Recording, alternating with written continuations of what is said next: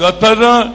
నీ సన్మానం అయినాక మాట్లాడితేనే సన్మానం ఒక దిక్కు స్పీచ్ ఒక దిక్కు ఎట్లా నడుస్తుందిరా భయ్ రెండు ఒకేసారి కనుక సన్మానం అన్నాపు లేకుంటే నన్ను అన్నాపు ఓకే ఇప్పుడు ఇక సన్మానం బద్ద అయితే నేను మాట్లాడతారా భయ్ లేకుంటే అప్పటిదానిక ఇప్పటికే నేను 10:30 నుంచి ఉన్నా చూడు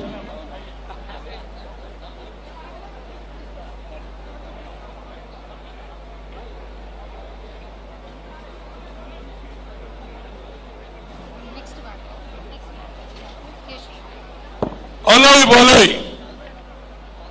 అంటేనే దత్తన్న గుర్తొస్తాడు కానీ ఈ అలాయ్ బలాయ్లో విజయలక్ష్మి అధ్యక్షత వహిస్తుంది ఆమె దత్తన్న కూతురు ఈ సభకు ఈ అలాయ్ బలాయ్కు సినిమా వాళ్ళు వచ్చారు మాజీ వైస్ ప్రెసిడెంట్ వచ్చారు అదేవిధంగా గవర్నర్లు వచ్చారు మాది ఏది చీఫ్ జస్టిస్ కూడా రావడం జరిగింది పార్లమెంట్ మెంబర్లు వచ్చారు శాసనసభ్యులు వచ్చారు అన్ని పార్టీల వాళ్ళు వచ్చారు విశేషం ఏంటంటే మా దత్తన్న కోరుతున్నా ఏమిటంటే దత్తన్న ఇక్కడ తెలంగాణ విడిపోయిన తర్వాత ఆంధ్ర సెపరేట్ అయినా కూడా ఆ కల్చర్ ను కొనసాగిస్తున్నామంటే మా దత్తన్న ఆలోచనే కానీ ఈ కల్చర్ ఆంధ్రలో కూడా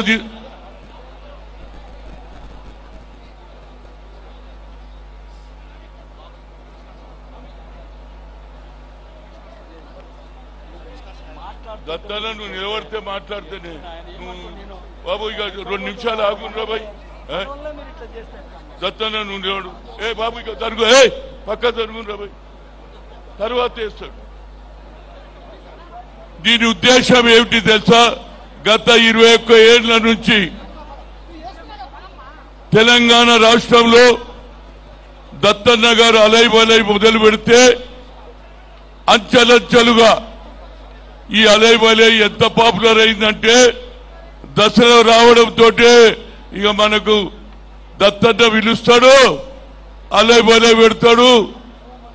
బోటి మొదలు పెడితే కార్యం వరకు కాళ్ళు వరకు అన్ని మన తెలంగాణ సంస్కృతి ఉన్నటువంటి అది కోడి కావచ్చు చేప కావచ్చు గొర్రె కావచ్చు ఇవన్నీకి అలై బలై అయితే నేను ఒకటే నా రిక్వెస్ట్ ఏంటంటే మన దగ్గర కల్చర్ కొట్టుకుంటాం తిట్టుకుంటాం కానీ దసరా వచ్చిందంటే అలై బలై అంటే మనస్ఫూర్తిగా మర్చిపోతాం పాత తగాదాలు గాని పాత కొట్లాటలు గాని ఈ కల్చర్ ముఖ్యంగా అన్ని రాష్ట్రాలలో రావాలి మన పక్క రాష్ట్రం ఉంది రాయలసీమ నేను మీ విజయలక్ష్మి గారిని కోరుతున్నా నెక్స్ట్ అలై బలై ఏది రాయలసీమలో జరగాలి ఆడ ఇటోడు ఇటు అటోడు అంటే నేను అడిగిన గతంలో అరే ఎందుకే మీ పంచాయతీ అంటే అరే మీ కల్చర్ వేరే కొట్టుకుంటారు తిట్టుకుంటారు మళ్ళీ అలై బలై అంటారు మా దగ్గర ఇటో అటో అటో నియమ ఇదే ఇక్కడ పంచాయతీ బాబు అందుగురించి విజయలక్ష్మి అక్కడ మొదలు పెట్టాలి ఎందుకంటే చాలా మంది ఈనాడు అన్ని పార్టీలలో వచ్చాడు అట్లనే మా పిసిసి ప్రెసిడెంట్ వచ్చాడు సురేది మహేష్ కుమార్ గౌడ్ వచ్చారు అన్ని పార్టీల సిపిఐ అదేవిధంగా కాంగ్రెస్ బీజేపీ అన్ని పార్టీల వాళ్ళు వచ్చాము మా దగ్గర కూడా కల్చర్ అంబర్పేటలో ఎలక్షన్ అప్పుడే పార్టీలు పండుగలప్పుడు వచ్చిందనుకో దసరా అందరం కలిసి పనిచేస్తాం అదే ఆలోచన ఇక్కడ నువ్వు చాలా ఇంప్రూవ్ చేసినావు ప్రతి ఒక్కరికి తెలిసిపోయింది ఏది అలై బలై ఎందుకంటే మా దత్తన్న గుర్తొస్తాడు అదే మీ కూతురు విజయలక్ష్మిని వచ్చి అలై బలై రాయలసీమలో చేయండి కర్నూలులో చేస్తారా కడపలో చేస్తారా అనంతపూర్లో చేస్తారా చిత్తూరులో ఏడో ఒక దగ్గర చేయాలి ఆడ ఒక్కటే పని కొట్టుకోవడం చంపుకోవడం కొట్టుకోవడం చంపు ఇదెక్కడ పంచాయతీ బాబు దీని కల్చర్ మార్చాలి అదేవిధంగా యూపీలో కూడా ఆడ కూడా ఇదే కల్చర్ ఉన్నది ఫ్రాక్షనిజం పోవాలంటే అదేవిధంగా ఫ్రాక్షనిజం తగ్గించాలంటే అలై బలై విజయలక్ష్మి నెక్స్ట్ ఇయర్ అక్కడనే పెట్టాలి అందరి మేమందరం వస్తాం ఆ కల్చర్ ను మారుద్దాం అందరం కలుద్దాం. ఎన్నికలప్పుడే